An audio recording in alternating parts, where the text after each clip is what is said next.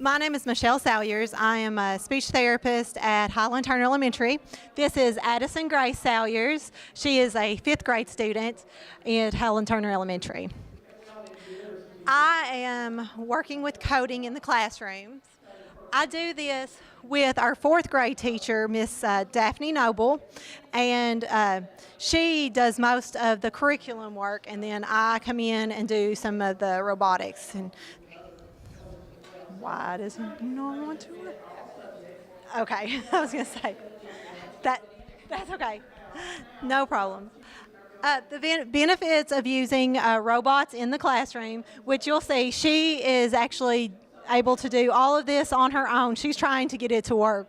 The path to create the coding between the iPad and the robot.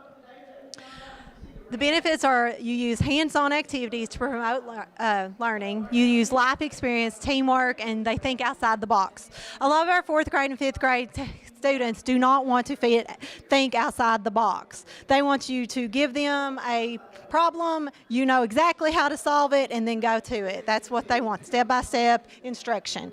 When we hand them robots or B-bots, which we also use the B-bots as well, they have to sit down and figure out how to do it on their own. And when I worked with the B-bots, I gave them a little bit of instruction on how to use them. But when I gave them Dash and Dot, I just handed them the iPad and I said, go to it, guys. I'm going to let you all see what you can do. And they freaked out, I'll be honest. They're like, what do we do? Which one do we push? How do we make it go? And then I was like, I'm not telling you. You just go to it. There's an app. You control it. And it took them about 15 minutes to get comfortable, and then they were going at it. So we use the coding in teaching how Waves works, how codes work, and how to communicate with partners using a teamwork, because we have a lot of students who want to be the I in the team. They want to be the leaders of everything. They want to hold on to the iPad and the robot at the same time and not let anybody else in their group help. So that was a big accomplishment, getting them to work as a team, getting them to figure out, okay, if I put this code in, how far will it go? What will happen? You know, they had to think ahead, do some measuring, figure out how to use their math skills as well to use for the robots, and how much work goes into programming. A lot of our students don't even realize how hard it is to get these robots to go, that it does take math, you have to do some measuring, it takes the waves, what it does to travel to the robots. When we do the B-bots, you have to type in the arrow code, exactly the number of times. So they would have to figure out how they were going to measure across the room to get their robot there. And then they coded theirs. And then when they used their codes, they had to write it all down and hand it to another child with a B-bot and see if they could follow their directions. So they're actually learning how to communicate with other people, which is very hard to do because they think, oh, we just push all these buttons. And then they hand it to them and they say, well, how do we do this? Well, they didn't give any instructions. They didn't say, I push it 5 times. It took them a whole day of, well, there's 40 minutes in our time that we worked. It took them a whole 40 minutes to realize, oh my gosh, I did not give proper directions. They have no idea when I hand it over to get it back to the back of the room. So these are just some pictures of the students working together. At first, you know, they had to figure out how to use the B-bots, how to get it from point A to point B with their partners, and get it to go in a straight line. So, which then they'd have to figure out how far it is to go.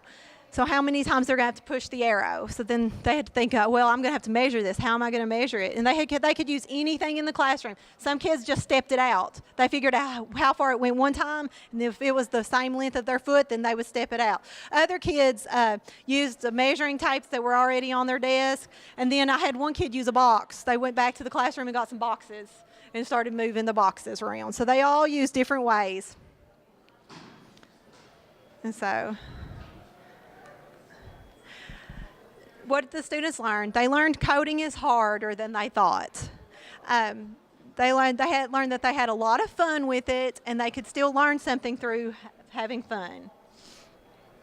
And then they couldn't believe that they made a robot play music. That was one of the biggest things. They could not believe that this robot would play music, or this robot would travel around the room and they could make it talk. They could make it say whatever they wanted it to say, because they would program it through the iPad and it would talk to them. And they had challenges, which she's just making it move around. She's trying to get it to connect. Today it doesn't want to connect for some reason. I know. So, and that's basically what we learned. And we used our science standards. It's pretty simple. Do you have fun with them, Addie? Yeah. I have fun with them, yeah. What do you find that the most challenging part? I'm trying to get it to go in the same direction. I kept running it into like the wall. What did you learn from them? I learned that like spatial awareness too. Because, there it is. I got it to work. Okay, so I learned that I can't like run it into anything, and I learned that I have to like take care of it too, because you're not allowed to like pick it up by the head or it'll like pop off and break and stuff. And I learned about coding with it too, because like on hold on, let me get to the app on the iPad. On Path, you have to like learn how to code it. So you have to bring like what do you want it to go down to like the space, and you have to measure out how many blocks it'll take.